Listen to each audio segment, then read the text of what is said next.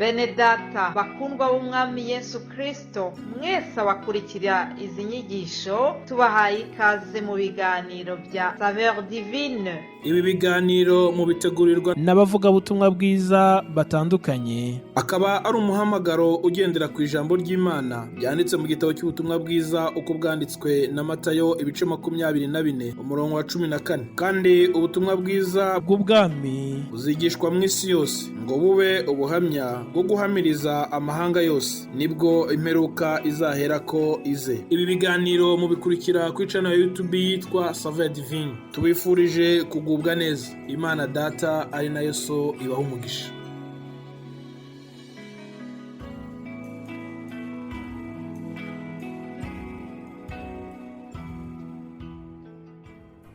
Yesu ashimwe, nshuti z'umusaraba bakundwa, mwese abumva ibi biganiro bya Saveur Divine. Ndabaramukije mu izina rya Yesu Kristo, umwami n'umukiza wacu. Amahoro ya Kristo atanga nabane namwe mwese aho muherereye hose. Turashima Imana yabanye natwe muri iki cyumweru gitambutse.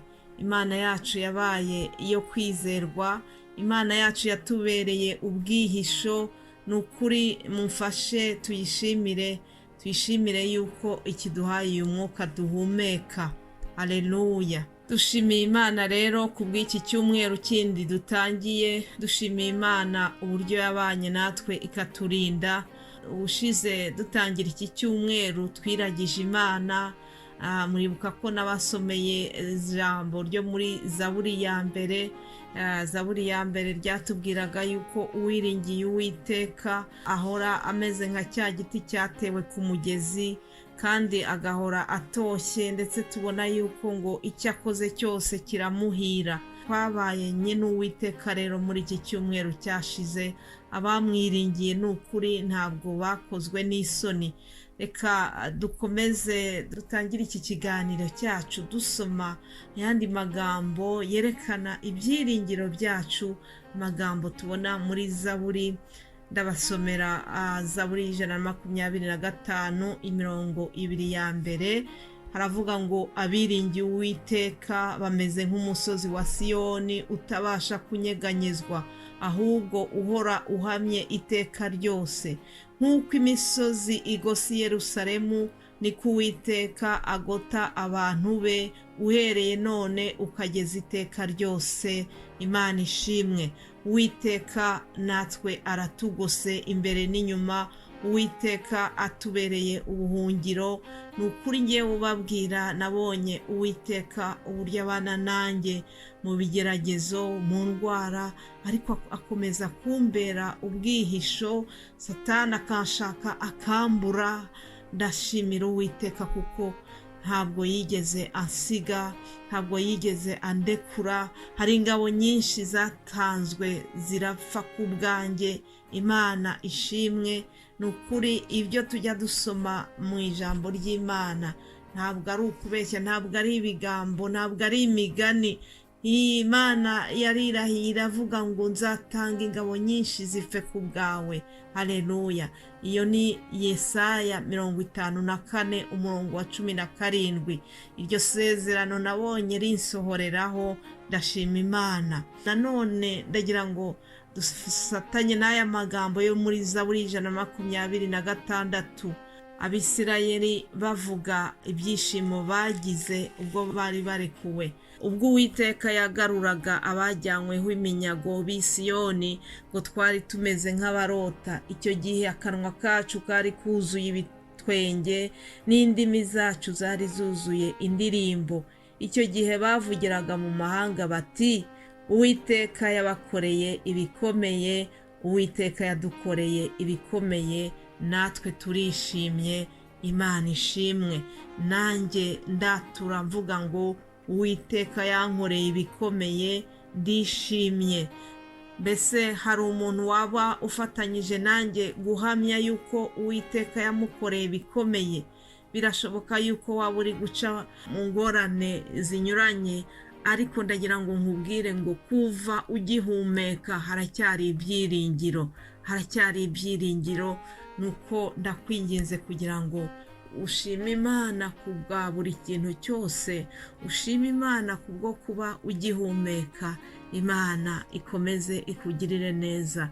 Uwiteka iyaba atari we wubaka inzu, abayubaka ngo baba baruhira ubusa. Uwiteka iyaba atari we urinda umudugudu, umurinzi abera amaso ubusa. Haleluya. Uwiteka yambereye maso, Uwiteka yabaye maso ku buzima bwawe. Ni ukuri ushubije amaso inyuma wasanga yuko hari impamvu zo gushima Uwiteka. Jyewe ubabwira uyu munsi ndamushimira aho ahagejeje akora mu buzima bwanjye. Ndamushimira uburyo yambereye uwo kwizerwa, kuko yankunze akaramata nicyo nzamukiriza. Haleluya. Nakunze aya magambo tubona muri Zaburi ya 91. Uwiteka akavuga ngo kuko yankunze akaramata nicyo nzamukiriza, nzamushyira hejuru kuko yamenye izina ryanjye. Azanyambaza nanjye mwitabe, nzabana nawe mu makuba no mu byago, nzamukiza muhe icyubahiro, nzamuhaza uburame kandi nzamwereka agakiza kanjye. Haleluya. Ndashimira Uwiteka kuko yankunze akaramata, yankunze nkiri urusoro mu nda ya mama, aramenya, arankunda, anyoherereza Yesu Kristo umwana we kugira ngo anshungure.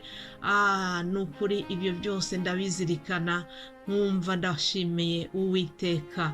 Hanyuma kandi ndashimira Uwiteka kuko tumwambaza, hanyuma akatwitaba, akaza akabana natwe mu makuba no mu byago, nk'uko iri jambo ribitubwiye. Haleluya. Aravuga ngo nzamukiza mu icyubahiro, nzamuhaza uburame. Uwiteka ni ukuri nzi neza yuko azampaza uburame. Ntabwo nzakenyuka, ntabwo nzapfa, nzakira, kandi nzakomeza kwamamaza imirimo y'Uwiteka mu buzima bwanjye. Azanyereka agakiza ke. Ibi ngibi ndabyiyaturiraho, nawe ubyature. Icyo akanwa kacu katuye Uwiteka araza akakirema akurikije ukwizera kwacu. Nuko rero dukomeze tumwishingikirijeho, dukomeze twibere mu rwihisho rw'isumba byose. Haleluya. Ni ukuri azatubundikiza amoya ye, kandi igiteye ubwoba cya nijoro ntikizadutinyisha nituba twihishe mu bwihisho bw'Uwiteka. Abantu 1000 bazagwa iruhande rwacu, abantu inzovu bazagwa iburyo bwacu, ariko ntibizatugeraho. Haleluya. Ntabwo bizatugeraho nshuti zanjye. Dukomeze twishingikirije ku Uwiteka, dukomeze tumwizere, dukomeze tumukorere, dukomeze tumukunde. Ni ukuri ntagire ikibaca intege, naho mutabona ibisubizo aka kanya, ariko Imana yacu iri ku murimo. Imana yacu niyo kwizerwa, ntawayizeye uzakorwa n'isoni. Ni ukuri iyi Mana twakurikiye niyo kwizerwa, Imana itabura guseruka mu makuba. Kandi nakunze nanone ijambo Danieli yatuye, igitabo cya Danieli. Hari ijambo yavuze nkunda cyane, ngo abantu bazi Imana yabo bazakomera, bakora iby'ubutware. Haleluya. Abantu bazi Imana yabo bazakomera, bakore iby'ubutware.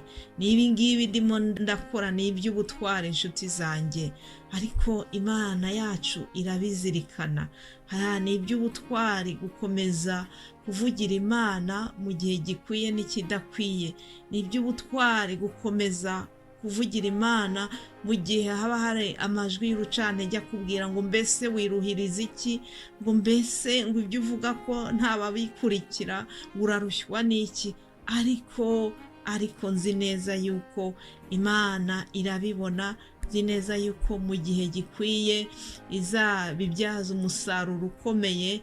Nzi neza yuko uyu murimo twatangiye Imana yonyine irawushyigikiye, kandi izawukomeza iwubungabunge, izakomeza idukoresha iby'ubutwari. Uhabwe umugisha mwebwe mwese abashyigikiye uyu murimo, abadusengera mwese, Imana ibaha umugisha. ndagira ngo kandi mbere yo kurangiza mbahe ijambo tuzaganiraho muri iki cyumweru. Bene data, dufatanyije uyu murimo tuzabagezaho mu ndimi zinyuranye ijambo tubona mu Befeso igice cya 2 umurongo wa 10. Abefeso igice cya 2 umurongo wa 10 haravuga ngo kuko turi abo yaremye ituremeye imirimo myiza muri Kristo Yesu, iyo Imana yiteguriye kera kugira ngo tuyigenderemo. Imana ishimwe, Imana ishimwe. Hari imirimo myiza Imana yateguye kandi tugomba kuyikorera muri Kristo Yesu kugira ngo iyo mirimo yemerwe. Haleluya. Ntabwo ndi bubitindeho cyane, n'iryo jambo tuzaganira haba muri rurimi rw'Igifaransa ndetse no mu zindi ndimi. Yesu nabaha umugisha, mbifurije kugira une bonne semaine. Muhabwe umugisha, icyo muzakoraho cyose Imana izagihire. Bifurije umunsi mwiza ndetse n'icyumweru cyiza. Amen.